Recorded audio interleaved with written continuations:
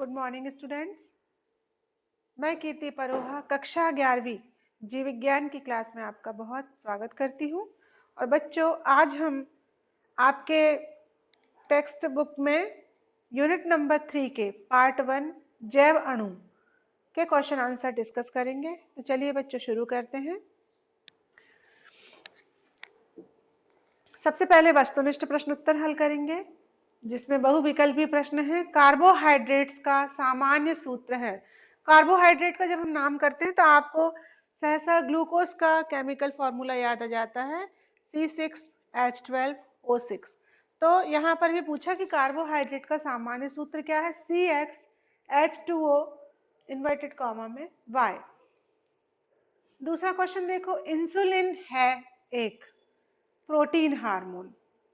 Protein में दो amino अम्ल के बीच का बंध होता है पेप्टाइड बॉन्ड। हमेशा प्रोटीन प्रोटीन से पा और पा से पेप्टाइड बॉन्ड आपको याद रखना। अल्फा हेलिक्स प्रदर्शित करती है प्रोटीन की द्वितीयक संरचना। क्वेश्चन नंबर 5 देखो बच्चों, डीएनए अणु में नहीं पाया जाता है। Answer uracil. बाकी के ये बेस डीएनए में पाए जाते हैं।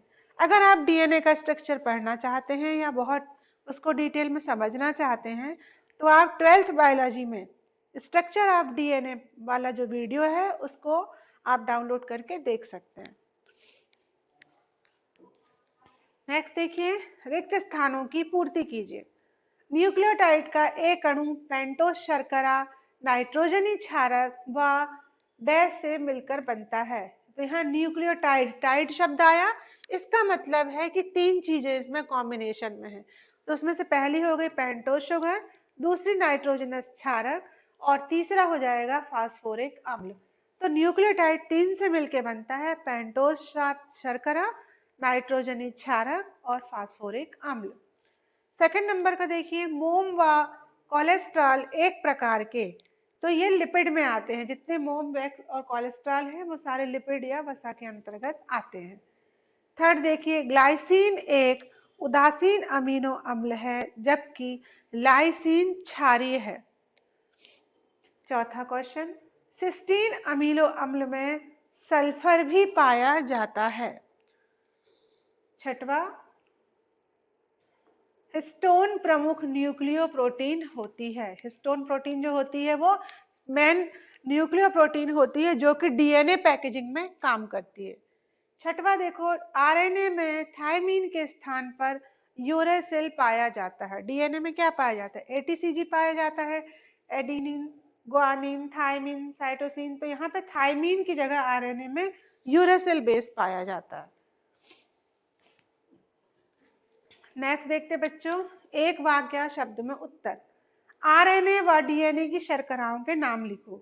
तो डीएनए की शर्करा है डीऑक्सीराइबोज और आरएनए की शर्करा राइबोज। ये बहुत इंपॉर्टेंट क्वेश्चन है।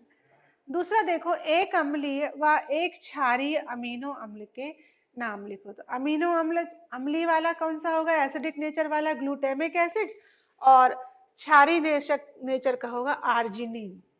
किन्हीं दो संरचनात्मक प्रोटीन के नाम लिखिए। तो कोलेजन और केराटिन प्रोटीन जो होती है वो स्ट्रक्चरल प्रोटीन्स यूनिट कहलाती हैं। चौथा, प्रोटीन किस रूप में शरीर की रक्षा करने में मदद करता है। तो सबसे ज्यादा प्रोटीन जो होता है वो प्रतिरक्षी प्रोटीन, इम्यूनोलॉजिकल प्रोटीन, एंटीबॉडी या इम्यूनोग्लोबिन के रूप में काम करता है। डीएनए का द्विकुंडली मॉडल किसने प्रतिपादित किया। आप सबको बहुत अच्छे से पता है, वॉटसन व क्रिक ने।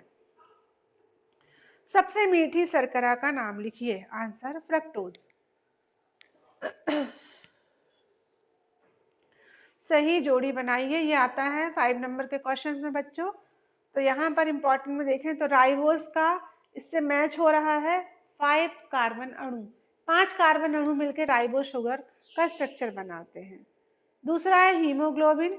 तो ये कैसा प्रोटीन है, कॉन्जुगेटेड प्रोटीन है। इसमें हीम और ग्लोबुलिन प्रोटीन साथ में मिक्स रहता है, तो ये कैसा है, कॉन्जुगेटेड प्रोटीन है। तीसरा है ग्लाइकोजन। ग्लाइकोजन क्या है, एक पॉलीसैकेराइड है। चौथा आया एडेनिन। एडेनिन क्या है, प्यूरिन बेस कहलाता है। पांचवा लैक्टोज, जो क्या है, डाइसैकेराइड शुगर है। पॉलीसैकेराइड, डाइसैकेराइड, मोनोसैकेराइड, ये शुगर जो शर्करा है उसके प्रकार हैं। अब हम करते हैं ट्रू और फॉल्स क्वेश्चंस।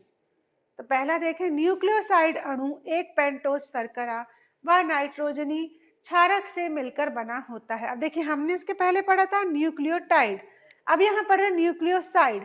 साइड आता है तो यहाँ पर दो चीजें होना जरूरी है, तो एक हो गया पेंटोज शर्करा और दूसरा होगा नाइट्रोजनी क्षारक। तो ये क्या हो गया, ये कथन सत्य है। अगर यहाँ पर न्यूक्लियोटाइड आता तो ये कथन कैसा हो जाता, असत्य हो जाता।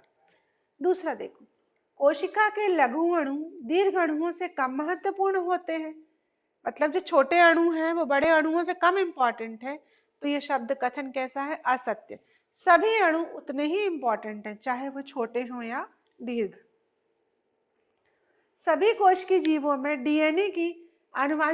डीएनए जो है वो आनुवांशिक पदार्थ के रूप में कार्य करता है, सत्य। मंड एक संग्रही पॉलीसैकेराइड है जबकि सेलुलोज संरचनात्मक पॉलीसैकेराइड, सत्य। मंड जो है स्टार्च क्या है, उसको प्लांट्स उसको स्टोर करके रखते हैं, जबकि जो सेलुलोज है वो कोशिका भित्ति के उसमें पाया जाता है, इसलिए वो संरचनात्मक पॉलीसैकेराइड है।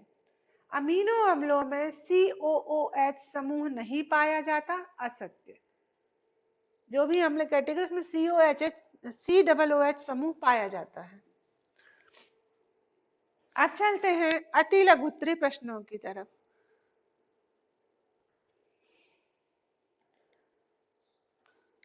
क्वेश्चन अब देखते हैं हम बच्चों, अति लघुत्तरी प्रश्न, very short answer type question. अब इसमें देखें, कोशिकीय पूल से आपका क्या अभिप्राय है। पूल यानी आप क्या पूल की जनरली कल्पना करते हैं कि कोई लिक्विड बहुत बड़े रूप में और उसमें डिफरेंट टाइप की चीजें हों, है ना। तो यहाँ पर कोशिकीय पूल से मतलब है कि कोशिका में विभिन्न प्रकार के अणु सामूहिक रूप से कोशिकीय पूल का निर्माण करते हैं। अब ये अणु कौन कौन से हो सकते हैं, जल, अकार्बनिक पदार्थ जैसे लवण, खनिज, आयन, ठीक है। फिर कार्बनिक पदार्थ जैसे प्रोटीन, कार्बोहाइड्रेट, लिपिड, अमीनो अम्ल, नाभिकीय अम्ल, विटामिन आदि का बना होता है। सिंपल सी बात है, एक कोशिका के अंदर उसके जो साइटोप्लाज्म रहता है उसमें बहुत सारी चीजें, जैसे जल भी है, अकार्बनिक पदार्थ भी हैं, और अकार्बनिक पदार्थ के अंतर्गत क्या क्या आते हैं, लवण है, खनिज है, आयन है, और ऑर्गेनिक मटेरियल्स में क्या क्या आएंगे, प्रोटीन, कार्बोहाइड्रेट, लिपिड, अमीनो अम्ल, न्यूक्लिक अम्ल और विटामिन आदि पाए जाते हैं। तो ये कोशिकीय पूल से संबंध, ये डायग्राम आप याद करोगे, फिर आप ये याद कर लेना कि प्लाज्मा में इस प्रकार की सारी चीजें मौजूद हैं। निम्न रासायनिक बंधों के नाम लिखिए। दो मोनोसैकेराइड अणुओं के बीच का बंध क्या कहलाएगा, ग्लाइकोसाइडिक बंध। एक डाइपेप्टाइड में दो अमीनो अम्लों के बीच का बंध पेप्टाइड। एक ध्रुवीय विलेय पदार्थ का जल के अणुओं के साथ बना बंध, सिंपल सी बात है, जल के साथ बना तो हाइड्रोजन बंध। चौथा देखो, दो न्यूक्लियोटाइड्स के बीच का बंध फास्फोडाइएस्टर बंध। ये सारे बंध के नाम आपको बहुत अच्छे से याद होना चाहिए। नेक्स्ट देखो, किसी मोनोसैकेराइड के दो प्रमुख रासायनिक गुण लिखिए। मोनोसैकेराइड सिंपल शुगर, ये क्या है, मुक्त एल्डिहाइड या कीटोन धारक शर्कराएं Cu++ आयन को Cu+ में अवकृत कर देती हैं। यह गुण बेनेडिक्ट या फेहलिंग परीक्षण का आधार है। शर्करा का मुक्त एल्डिहाइड या कीटोन समूह किसी अन्य कार्बनिक अणु एल्कोहलिक समूह के साथ ग्लाइकोसिडिक बंध बनाता है। पहला तो मोनोसैकेराइड का लक्षण क्या है, बेनेडिक्ट या फेहलिंग टेस्ट करता है, और दूसरा ग्लाइकोसिडिक बंध की प्राप्ति। चौथा क्वेश्चन देखो, मोम किस प्रकार का पदार्थ है, जीवों में इसके दो उपयोग लिखिए। मोम या वैक्स एक प्रकार के लिपिड हैं जो लंबी श्रृंखला वाले वसीय अम्ल व लंबी श्रृंखला वाले अल्कोहल के संयोग से बनते हैं। अब इसके उपयोग क्या है, पहला, यह जीवों की त्वचा पर सुरक्षात्मक आवरण बनाता है। दूसरा, यह जंतुओं की त्वचा तथा पौधों में तनों, पत्तियों व फलों पर कैसी परत बनाता है, जलरोधी, जिसके अंदर जल प्रवेश नहीं कर पाता। तो ये इसके मोम के इंपॉर्टेंट फीचर हैं। नेक्स्ट वीडियो में बच्चों हम लघुत्तरी प्रश्न डिस्कस करेंगे। थैंक यू बच्चों।